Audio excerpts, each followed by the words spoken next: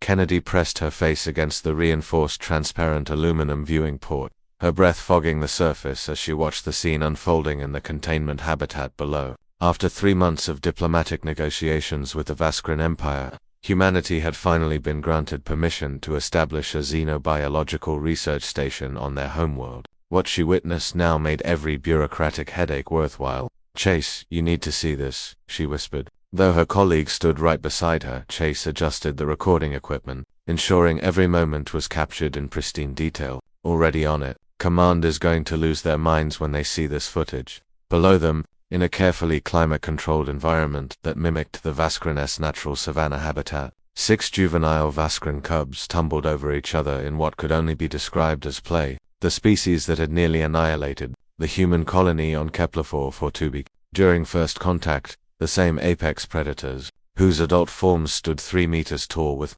obsidian claws and jaws powerful enough to crush titanium, were currently engaged in the most adorable display Kennedy had ever witnessed. The smallest cub, its scales still soft and gleaming with an iridescent purple sheen, planted its hind legs firmly in the red sand. It opened its tiny maw, revealing rows of needle-sharp teeth that would one day grow into formidable weapons. Then it roared, or rather, it squeaked. The sound that emerged was less terrifying war cry and more like a kitten sneezing. The cub looked momentarily confused by its own voice, tilted its head, and tried again. Another squeak. Its siblings joined in, creating a cacophony of high chirps and whistles that bore no resemblance to the bone-rattling roars of adult Vask warriors. The discrepancy between their adult vocalizations and juvenile attempts is remarkable, Chase muttered, typing notes into his datapad. Their vocal cords don't fully develop until they reach approximately 60% of adult mass. Kennedy grinned. "You're such a scientist. Just admit they're cute." "Cute is not a scientific term, neither is humanity." "Fuck yeah, but here we are, proving once again that humans will adopt anything with a face."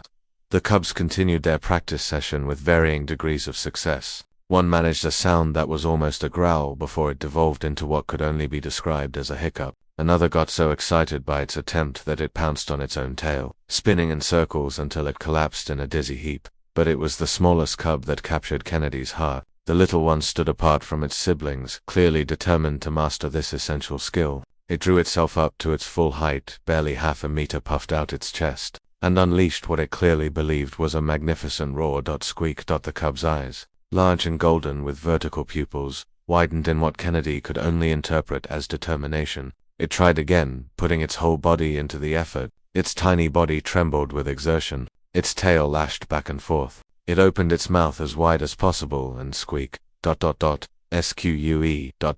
The sound trailed off mid-roar as the cub's eyes began to droop. Its mouth remained comically open as its eyelids fluttered. Kennedy watched in amazement as the exhausted predator cub literally fell asleep standing up, its attempted roar dying in its throat. The cub toppled sideways into the sand with a soft thump, tiny snores already emanating from its nostrils. "Did that just?" Chase began. "Fall asleep mid?" Yes, it did." Within minutes, as if the smallest cub's surrender to sleep was contagious, the other cubs began yawning, their practice session forgotten. They curled up around each other in a pile of scales, claws, and tails, their tiny bodies rising and falling in synchronized breathing. The door to the observation deck hissed open, and Ambassador Krathik entered, his adult Vaskran form barely fitting through the human-sized doorway. His scales were deep crimson with age, and his scars spoke of countless battles. When humanity had first encountered his species, they had expected only violence. Now, watching him gaze down at the sleeping cubs, Kennedy saw something she never thought she'd recognize in an alien face: paternal affection. "You're young human Kennedy," Krathik rumbled, his voice like grinding stone. "You watch our cubs with great interest." Kennedy straightened, trying to maintain professional composure. "They're fascinating, Ambassador. The way they practice their roars, and fail spectacularly." A sound emerged from Krathik that took Kennedy a moment to recognize as laughter. "Yes, all Vaskran young are the same. We are born believing we are mighty hunters, and reality must teach us otherwise." Chase looked up from his equipment. "How long before they can produce actual roars?" 2 of your years, perhaps 3. Until then they will squeak and chirp and exhaust themselves trying." Krathik's eyes, so similar to the cubs but filled with ancient wisdom, turned to Kennedy. "Your species found this endearing?" Kennedy nodded. "Humans have a strong protective response to young creatures. especially when they're trying very hard at something. We know this, Krathik said quietly. It is why we finally agreed to this cultural exchange. When your colony ship crashed on Kepler 442b, we expected war. We attacked because we believed you were invaders. But your soldier, Kennedy, the one who found our wounded cub in the wreckage, she did not kill it. She protected it, died protecting it.